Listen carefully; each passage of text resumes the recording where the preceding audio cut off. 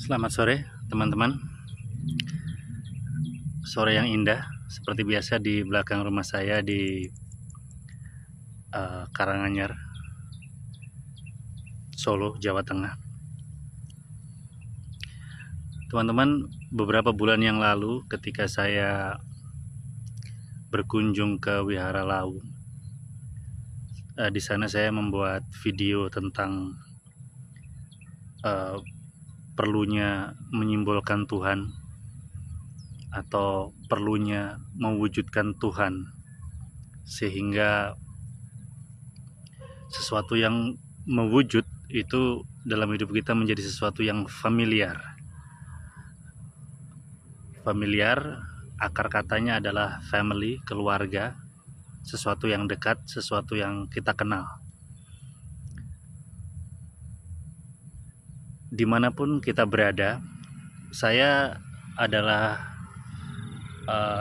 satu-satunya perantau di keluarga saya, mungkin sama bapak saya. Jadi bapak saya itu sejak muda merantau, bahkan beliau bertemu ibu saya di Medan, dan saya lahir di Medan itu karena merantau. Kemudian saya mengikuti jejak bapak saya merantau selama belasan tahun di Jakarta, dan sempat tinggal di kota lain juga, di Cianjur.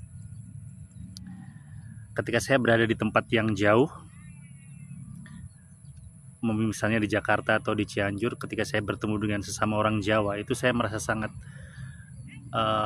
adem, merasa sangat terlindungi, merasa sangat nyaman, karena saya bertemu atau berinteraksi dengan sesuatu yang saya kenal, sesuatu yang dekat di hati saya, di tempat yang jauh, yang tidak familiar, di perantauan. Sebenarnya filosofinya mirip seperti itu. Jadi mengapa kita perlu memfamiliarkan Tuhan, mewujudkan Tuhan? Karena kita berada di tempat yang jauh saat ini, yaitu di bumi ini, di alam materi, gitu ya. Padahal alam materi ini bukan rumah kita yang sebenarnya. Rumah kita yang sebenarnya adalah di alam ruhani, di dalam Tuhan. Sehingga ketika kita berada di dalam tanda kutip di alam yang jauh ini, di bumi ini, di tempat perantauan ini, maka kita membutuhkan sesuatu untuk membuat kita selalu merasa dekat dengan rumah. Rumah sejati kita adalah di dalam Tuhan, karena kita berasal dari Tuhan. Itu yang apapun yang agama yang kita anut, konsep kita berasal dari Tuhan ini, saya rasa di semua agama ada. Dalam Islam, innalillahi wa inna ilaihi rajiun. Kita ini dari Allah dan kita akan kembali kepada Allah. Begitu juga di dalam kekristenan, kita ini diciptakan sesuai image-nya, sesuai bayangannya, bayangan Bapa di surga. Hindu dan Buddha pun demikian, yang memiliki konsep-konsep yang mirip. Sehingga apapun agama kita, apapun background keyakinan kita, konsep kita berasal dari Tuhan itu juga merupakan sesuatu yang bisa dengan mudah kita terima, gitu ya. Nah, karena kita berasal dari Tuhan dan sekarang ini kita sedang merantau dalam tanda kutip di bumi ini, di dunia ini, di alam materi ini, di alam ilusi ini, maka mewujudkan Tuhan atau Tuhan yang mewujud itu lebih berguna daripada Tuhan yang abstrak. Bahkan saya sampaikan di Wihara Lau saat itu bahwa akan sangat berbahaya jika sebagian besar orang atau masyarakat dalam jumlah yang sangat banyak, atau orang dalam jumlah yang sangat banyak memproyeksikan Tuhan sebagai sesuatu yang abstrak, sesuatu yang nggak bisa dilihat, sesuatu yang tidak akrab.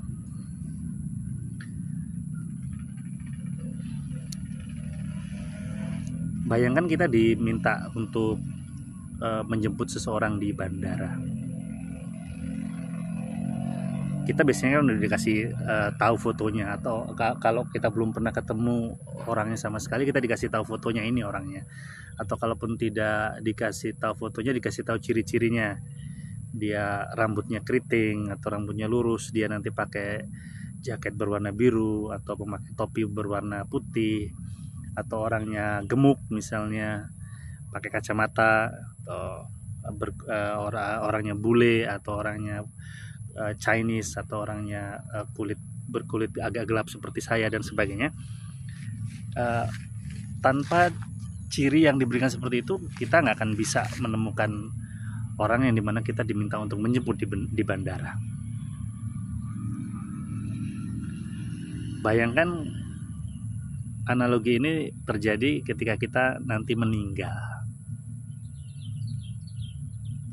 Meninggal itu kita baratin kita harus ke bandara, kita nanti akan, bedanya kita dikasih tahu kita akan dijemput oleh seseorang dari sekian banyak image yang muncul atau sosok yang muncul. Kita selama ini kita nggak dikasih tahu karena kita sudah selama seumur hidup memproyeksikan Tuhan sebagai sesuatu yang abstrak, sesuatu yang tidak kita kenal. Maka setelah kita lepas dari badan nanti, inilah bahayanya bagi para penganut Tuhan yang abstrak.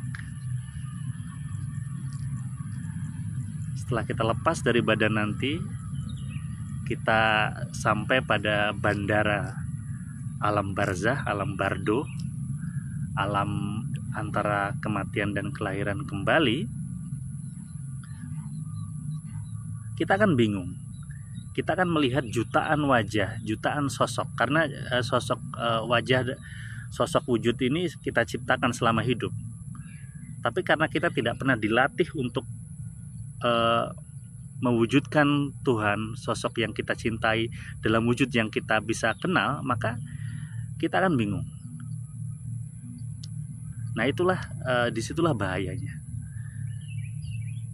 Maka banyak arwah penasaran, arwah bingung setelah meninggalkan badan kasat ini, setelah kematian, adalah karena seumur hidup membiasakan dengan konsep Tuhan yang abstrak. Bagi mereka yang mengenal Tuhan sebagai sosok Yesuslah yang ditemui. Sosok Krishna yang ditemui. Sosok gurunya yang ditemui. Tapi yang abstrak ini mereka akan bingung. Dan kita hanya akan bisa mengasihi sosok yang kita kenal. Itulah mengapa mereka yang mewujudkan Tuhannya dalam wujud yang bisa dikenali, seperti guru, seperti sosok yang bisa dilihat, Pratima, Yesus, Buddha dan sebagainya, itu mereka akan bisa dengan mudah mengembangkan kasih di dalam hidupnya. Dan sosok yang dikasih inilah yang kemudian akan muncul, karena kasih adalah daya yang akan mengangkat kita, yang kelak akan muncul saat kita lepas dari badan ini, saat kematian. Nah, yang menggambarkan Tuhan sebagai yang abstrak kita nggak bisa mengasihi sesuatu yang abstrak kok. Nggak bisa. Sesuatu yang ngawang-ngawang kita nggak pernah bisa mengasihi. Kita aja tertarik sama lawan jenis saja karena kita melihatnya. Kemudian kasih berkembang karena penglihatan itu. Nah, pada kesempatan inilah saya kemudian bisa mensarikan apa yang saya sampaikan dulu waktu di Wihara Lawu tentang bahayanya memiliki konsep Tuhan abstrak. seumur hidup. Kita menyembah Tuhan yang abstrak, itu kita kasih sulit timbul. Kalau kita melakukan puji-pujian itu kan kita selalu memuji Tuhan, Tuhan yang maha pengasih, maha penyayang.